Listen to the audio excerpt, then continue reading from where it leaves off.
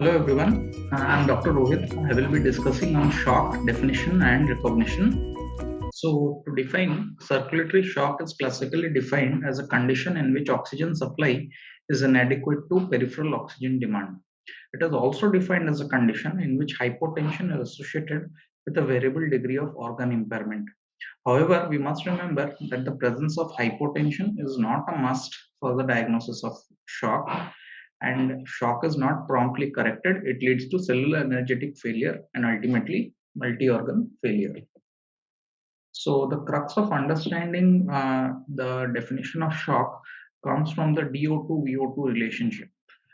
So the relationship between the oxygen delivery, that is the DO2, and the oxygen consumption, that is the VO2, is vital to understand the shock definition.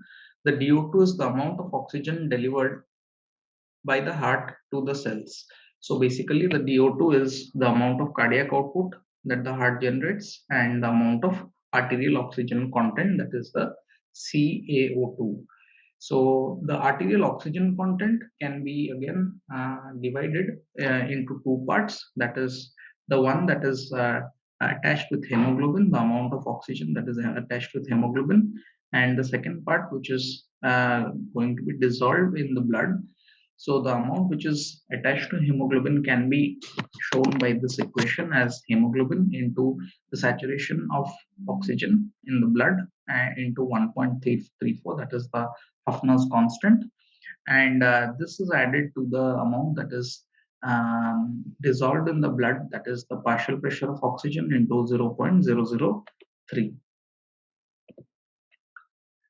To come to the VO2 formula, it is the amount of oxygen consumed by the cells. The VO2 is equal to the cardiac output into the arterial minus the venous oxygen content difference. So I have already mentioned the arterial oxygen content in the previous slide. So in this slide, I'll be talking on the venous oxygen content. Similar to the arterial oxygen content, which is there, the venous oxygen content can also be divided into two parts. One that is attached with hemoglobin and the other which is dissolved in the blood. So the one that is attached to the hemoglobin, the amount that is attached is given by the equation hemoglobin into the saturation of venous saturation of oxygen into the 1.34, that is the Huffner's constant, and this is added to the amount that is dissolved in the blood, that is the partial pressure of venous oxygen, and into 0.003. We must remember that the difference in this equation, that is in the VO2 equation, that is the arterial minus venous oxygen content, is basically also called as the oxygen extraction ratio. It is the O2ER. So what these equations underline to us is the fact that how besides besides the cardiac output, hemoglobin, and saturation, how they play a major role in determining the amount of DO2, and this is in much higher quantity than the dissolved oxygen, which contributes to a very minor extent to the amount of oxygen in the blood. So if you see this in a graphical form, the DO2 VO2 equation, this equation shows, this figure shows the relationship between the oxygen delivery and the oxygen consumption. That is on the x-axis, that is the DO2. On the y-axis, that is the VO2 as well as the lactate. So if you see here, the blue line is the amount of VO2, that is amount of oxygen extraction which is happening.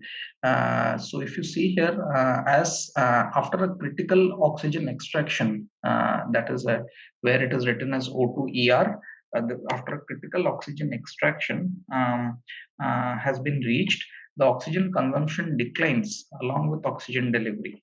If you see here, that this is the oxygen consumption. This declines after a certain amount of critical extraction ratio is reached. And at the same point, if you notice here, the lactate levels over here, the lactate levels have started to rise.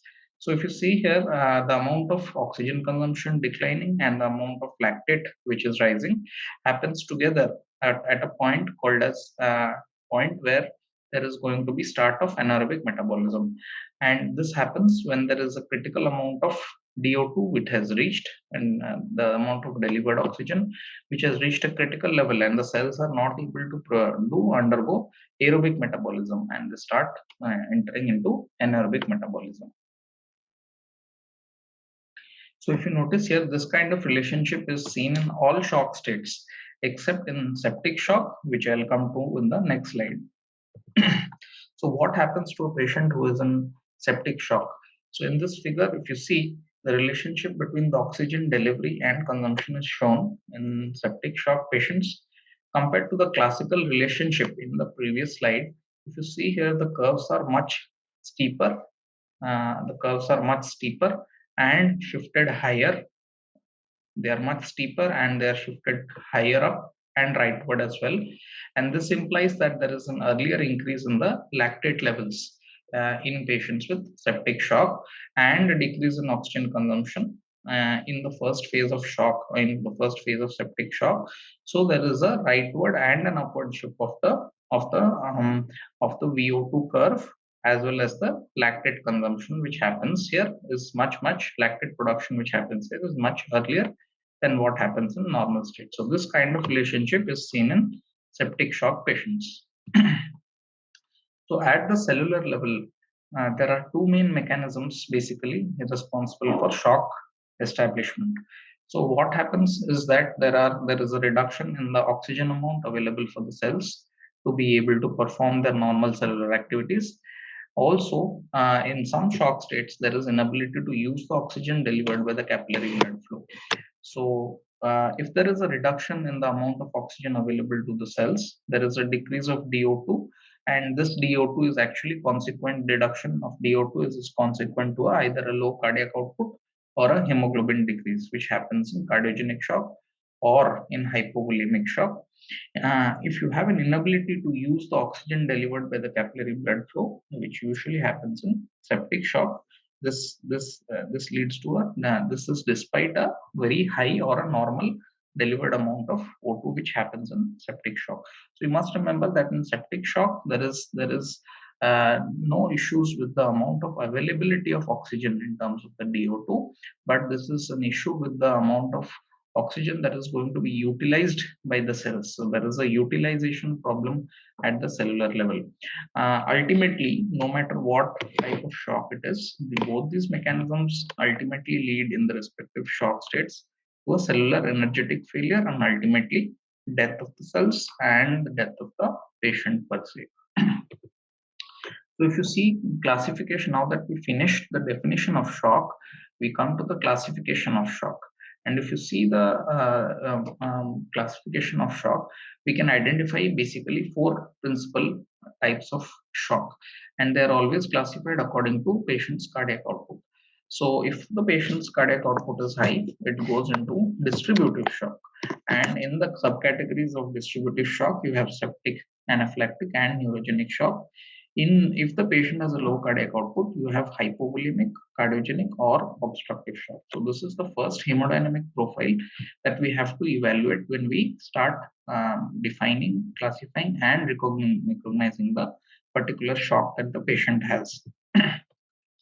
If you see the low cardiac output states, you have three types, that is the hypovolemic, cardiogenic, and the obstructive shock. The incidence approximately of hypovolemic and cardiogenic are 16% each, and of the obstructive shock, it is approximately 2%. And if you see the causes behind all this shock, hypovolemic shock, usually you might have it in trauma. Cardiogenic shock, you will have it in acute MI. You can have it in end-stage cardiomyopathy. You can have arrhythmias causing cardiogenic shock as well. In obstructive shock, you have causes such as pericardial tamponade, pulmonary embolism, as well as a tension pneumothorax, which is not very uncommon in the ICU. So if you see here, the amount of incidence, if you see, obstructive shock is much lesser than all other types of shock. It is only a diagnosis of exclusion. Once the other shocks are absent, you can always check whether your patient has got a tension pneumothorax or a pulmonary embolism or a pericardial tamponade. To see the high cardiac output shock states, you have Basically, it is all under the category of the distributive shock, in which you have three types, subtypes again, that is septic, neurogenic, and anaphylactic shock. So if you see septic shock, the incidence is the highest. That is the most common type of shock in the ICU. It is 62%. Most common causes obviously are infections causing septic shock. Neurogenic shock and anaphylactic shock are approximately 1% of the total incidence. Causes behind neurogenic shock might be a spinal cord trauma associated with a traumatic brain injury. The anaphylactic shock obviously are with drugs and reactions to those drugs or chemotherapy agents causing anaphylaxis and anaphylactic shock. So if you start thinking of the methods of shock recognition, if you see, these methods include routine basics. These are having a good medical history as to the etiology of the shock. You also need to know a decent clinical examination to understand which type of shock it is. You also need to have a blood sampling analysis and a few parameters on the sampling analysis. You also need to have basic echocardiography skill sets as an intensivist, where you can diagnose the type of shock. Or if you don't, are you not able to put it into the right category of shock, then you will have to advance towards advanced hemodynamic monitoring. And do remember that early recognition and prompt intervention will alter the clinical course of the disease process. So this shock recognition is extremely important in view of the same. Come to the medical history. Based on what the patient comes with, the history is very important. If the patient's got a coronary artery disease earlier, you probably will think along lines of cardiogenic shock. Patient comes in with a fever or a dyspnea, a septic shock is very likely. If the patient comes in with a history of trauma, then obviously you can think along lines of hypovolemic or obstructive shock. The patient has got a traumatic spinal cord injury, you can think of neurogenic shock. And this shows that medical history can often suggest the underlying cause of the shock. When you proceed towards clinical examination, the three windows that we get while examining patients in shock and to determine the type of shock are skin, kidney, and the brain. So these are like windows into the body where you can know and where you can examine and see which exact type of shock or the amount of shock which is there. So the skin has a few specific findings, that it will be mottled and clammy. There will be prolonged capillary refill time. The kidney will have oliguria with less than 0.5 ml per kg per hour of urine output. The brain will have an altered mental status, will be confused. The disorientation will be there. There might even be coma. Further signs like tachycardia, dyspnea, increased respiratory rate, jugular venous distension, peripheral edema, they might be present, but they are more related to the response of the body to the ongoing shock conditions, more than the shock per se. So these are the three clinical windows that you will have to see every patient who's in shock. Remember that arterial hypotension as a diagnosis of shock can be a relatively late sign. So before that, you have to catch them and alter the disease process with your interventions. So arterial hypotension. So if you see, most guidelines and trials define hypotension as SBP less than 90 millimeters of mercury or MAP less than 65 millimeters of mercury. And such definitions are basically based on the assumption that this threshold of SBP and MAP ensures that there is organ blood flow at a constant rate above these values, and below these values the organ blood flow is dependent on the pressure. Also remember that this one particular value of SBP or MAP does not fit all patients. You have to remember that one MAP threshold is not adequate for all patients, in the sense that the hypertensives might need higher MAP, and in the same way, one MAP threshold is not adequate for all organs as well. You have to individualize your therapy based on the particular organ autoregulation and the particular organ's metabolic needs. And based on a case to case basis, you have to individualize your therapy. Blood sampling analysis is also gives us a lot of information. You can have the arterial lactate, you can have central or mixed venous oxygen saturation, you can have the veno-arterial PCO2 gap, you can also have the ratio of the veno-arterial carbon dioxide content by the arteriovenous oxygen content difference, which is also known as the respiratory coefficient. If you see the lactate, the thresholds for alert will be more than 2 millimoles per liter, and with the central mixed venous oxygen saturation, your thresholds for alert will be as a mixed venous central venous oxygen saturation of less than 70% and the mixed venous less than 65%. See the VA PCO2 gap, you will have the PaCO2 gap more than 6 milliliters of mercury as a threshold for alert. And if you see the oxygen content difference and the ratio between them, if you, the thresholds for alert are more than 1.7. These are rough guides to the fact that these sorts of blood sampling analysis can give you early recognition of shock. A little more about arterial lactate. Physiologically, this lactate is produced normally in all our bodies, but it may increase when patients with shock. And this may increase when there is increased anaerobic metabolism or in patients who have reduced hepatic elimination as well.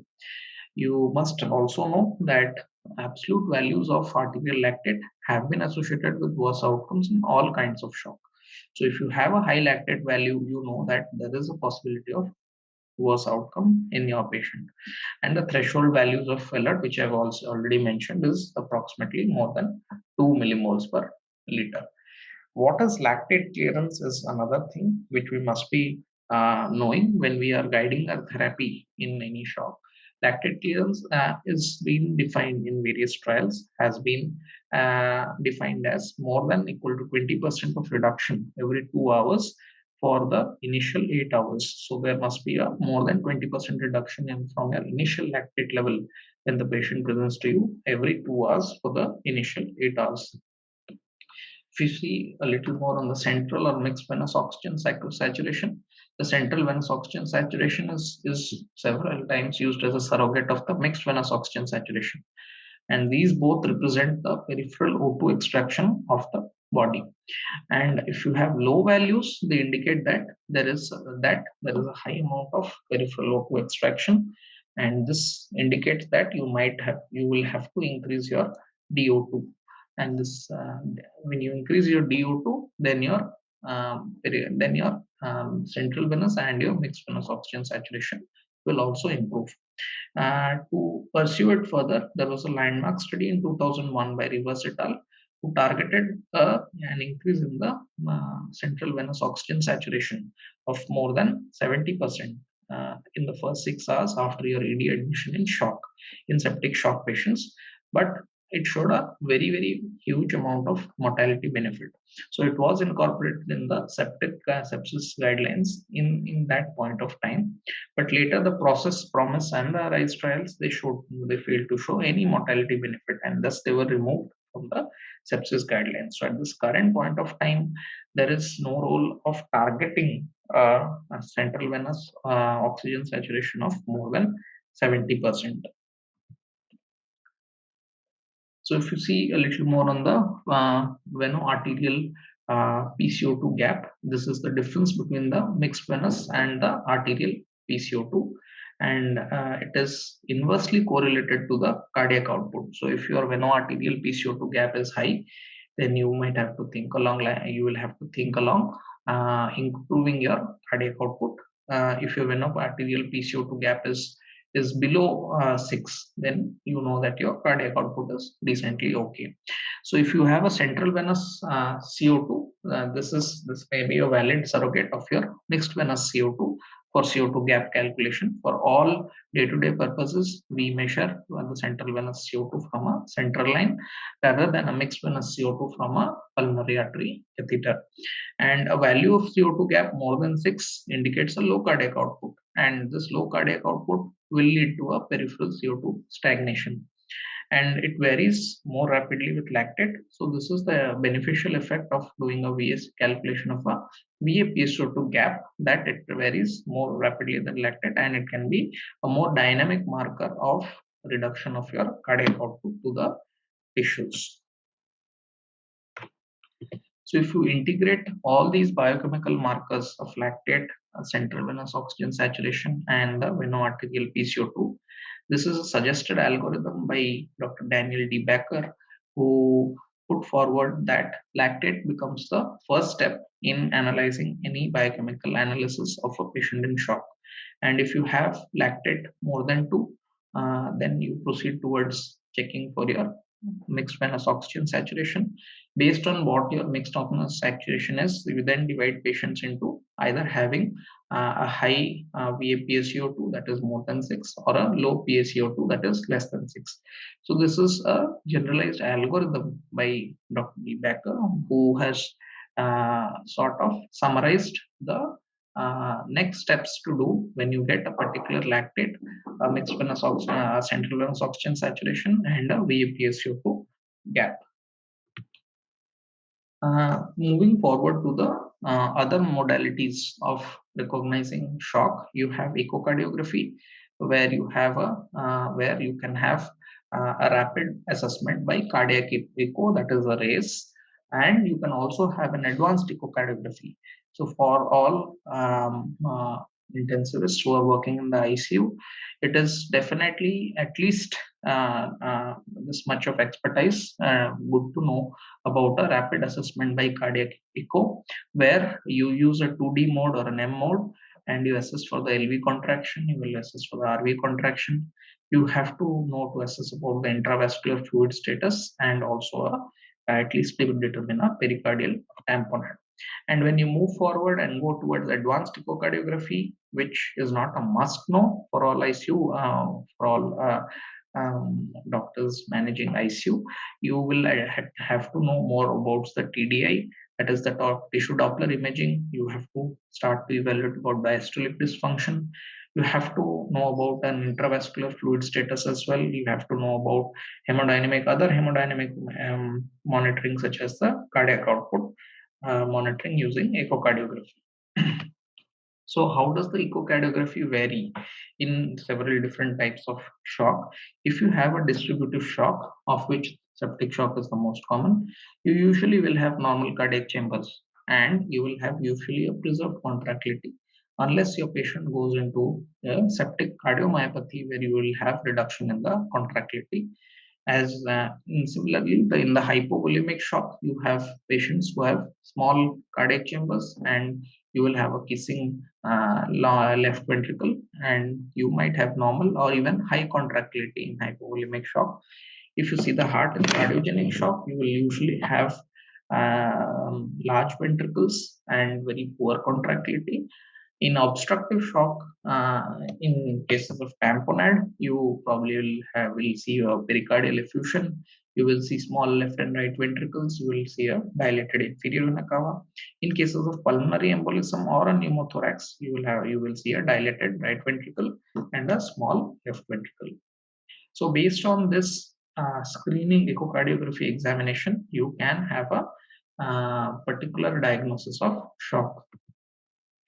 If your initial evaluation with your history, clinical examination, echocardiography does not reveal, does not fit the patient into a particular bracket, then you will have to proceed towards a advanced hemodynamic monitoring, where initially you've tried echo, you initially tried an arterial line, you initially tried a central line as well. If you got rapid improvement, then you can expect and re-evaluate based on these 3 parameters of echo, central line, and arterial line based parameters. If you do not have improvement, and in complex cases, you will have to proceed towards advanced hemodynamic monitoring with either a pulmonary artery catheter or a transpulmonary thermodilation technique. In these cases, you will have values such as the EVLW, that is the extravascular lung water, and the GEDV, that is the global end diastolic volume. With the pulmonary artery catheter, you can get a pulmonary artery pressures, that is the systolic, diastolic, and the mean pressures. You can also have a pulmonary artery occlusion pressure with these devices. So what are the principal characteristics of different types of shock? Just to summarize what we have learned till now, you can have shock states which can have either low cardiac output or high cardiac output. If you have shock states which have low cardiac output, there are three. That is hypovolemic, cardiogenic, and obstructive. And if you have high cardiac output, there is only one, that is the distributive shock. If you see, based on what these particular shock states have in their profile, you can divide them based on the filling pressure, based on the end diastolic volumes, based on the systemic vascular resistance, based on the mean arterial pressures, based on the mixed venous or the central venous oxygen saturation, and based on the echocardiography and the clinical signs. All of these parameters I have already discussed. So this table is basically a comparison of what we have learned in the past few slides. So to summarize, what are the advantages and disadvantages of each of these particular modalities of diagnosis of shock? If you see the clinical signs, it is easily available at the bedside and easy to detect. You have disadvantages that it is very non-specific. If lactates are used, it is a good marker of tissue hypoperfusion and it is available easily with an ABG at the bedside. It has reliable prognostic value. High lactate levels are associated with worse outcomes, and it has also got a trend over time which has got a prognostic value, and this is the lactate clearance. And if you see the disadvantages, there is a possibility of false positivity with other conditions such as hepatic dysfunction. You can also have relatively slow normalization, which takes several hours, and your therapy might be you might not have a good feedback as to the amount of therapy that you need to further escalate because of this slow normalization. The central venous or the mixed venous oxygen saturation has an advantage of also having been available at the bedside with an ABG, and it is a good marker of oxygen depth in conditions where there are low DO2. Remember that I had already told that septic shock is a condition where there is inadequate utilization. So you might have high central venous and mixed venous oxygen saturation in those in septic shock. So it might not be a good marker of an O2 depth in conditions of septic shock, which has a high DO2. And your disadvantage in mixed venous oxygen saturation is that a normal value, it does not guarantee an adequate perfusion. So for this issue of not guaranteeing an adequate perfusion, even with a normal value, we have the CO2 gap, which is also available at the ABG with a point of care, and it correlates cardiac output to the amount of metabolism. The disadvantage is that if there are pH and temperature derangements, then you can have false values. So this is the reason when you calculate the VA PCO2 gap, you need a venous sample as well as a arterial sample of CO2, and they must be drawn exactly at the same time so that pH and temperature derangements do not cause spurious values. The respiratory quotient, that is the veno-arterial PCO2, veno-arterial carbon dioxide content divided by the arteriovenous oxygen content, the ratio. This has the advantage of being a reliable marker of anaerobic CO2 production, and it may also predict response in terms of oxygen consumption. And it has the disadvantage of the fact that the CO2 content is complex to calculate at the bedside. Although the partial pressure of CO2 is easier to see directly from the ABG, the CO2 content is much more difficult to calculate. If you see the echocardiography, the screening echo that we do at the bedside, it is easily available, and it is also useful to classify different types of shock based on what your cardiac parameters are. And if you see the disadvantages, it requires a skilled operator, and it does not give any functional information about what exact type of shock it is based on the parameters or the biochemical values which are absent with an echocardiographic examination.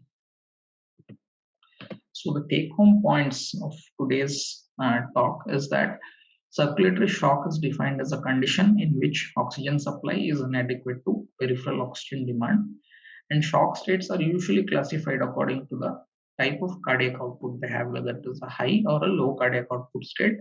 Some clinical signs evaluable at the bedside may help the clinician to define shock conditions, and these clinical signs are the three windows to shock. And hypotension is the most common sign of shock, but it is not always the first sign. Thank you.